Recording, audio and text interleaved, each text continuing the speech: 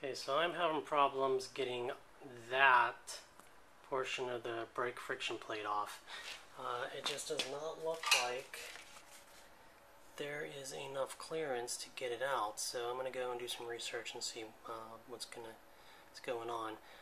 The other two came off perfectly fine. I'm now going to work on the clutch pack here, undoing all the screws. Not sure how this is going to realign, if it's going to be easy or not, but if you can see, I marked with a Sharpie. You can see on the one plate, press plate, that it's marked, but it's also marked on the other metal right off of it, just in case I screw up trying to put it back together. Okay, here is the plate removed. You can see it's pretty rusty in there. Looks like I'm going to have to take off a couple more bolts here. Okay, here is the plate, looks like, and there is the rest of the assembly.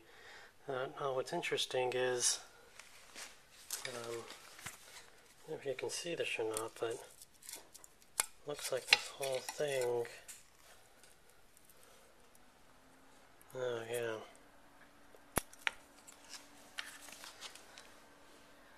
the whole thing just kind of fell apart here.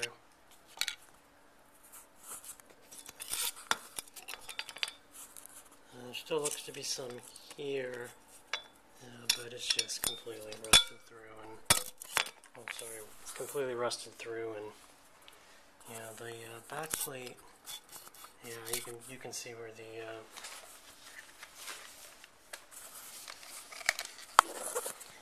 the clutch materials just all fell off. So not good news, but better than nothing. Better than something else being wrong, you know.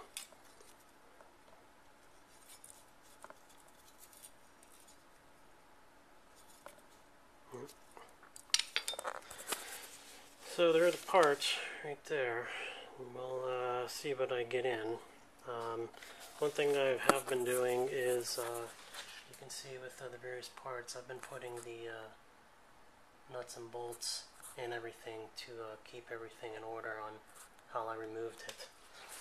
So, okay, so if you'll notice, you can't get the brake friction plate past the frame, so you want to undo the motor mounts on either side. I've already taken these out, but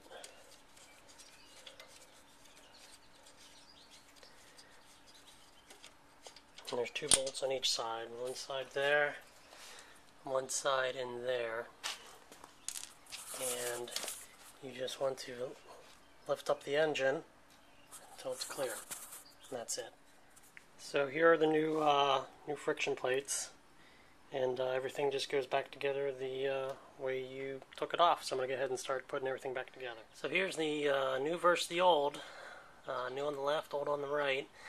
I actually have the clutch portion apart, and I'm running over it with some sandpaper and some steel wool just to clean off the surfaces.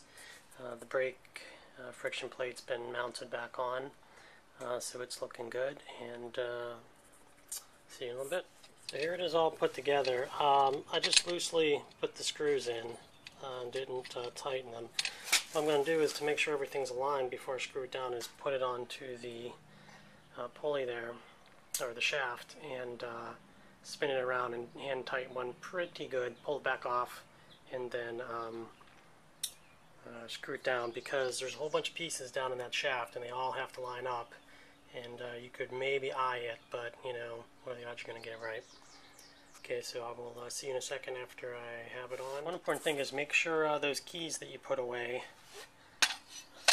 right here, make sure you slide them back into where they're going to go. Okay, pulley is all back together, clutch pack's all back together, and it's on. With, probably can't see the keys in there. And I'm going to go ahead and slide the second key in with the cap. Okay, so there it is. I got my fan attachment. You can see the key right there. Make sure that's in, or you'll have all kinds of issues. And I'm going to go ahead and put the bolt in, screw screw this down and then attach it. So it's all screwed in, ready to go. The next thing you want to do after this is, I'd mentioned do the fan. Not just yet, you want to reattach the PTO pulley to the deck. Okay, belt's back on and it's adjusted with the belt adjuster down there, and fan's all screwed in. So I'm going to go clean out my radiator and reattach that. Oh, there she is. I just wire tied the lights there real quick so I can go take it for a test spin. I'm going to go start it up and hopefully the blades move.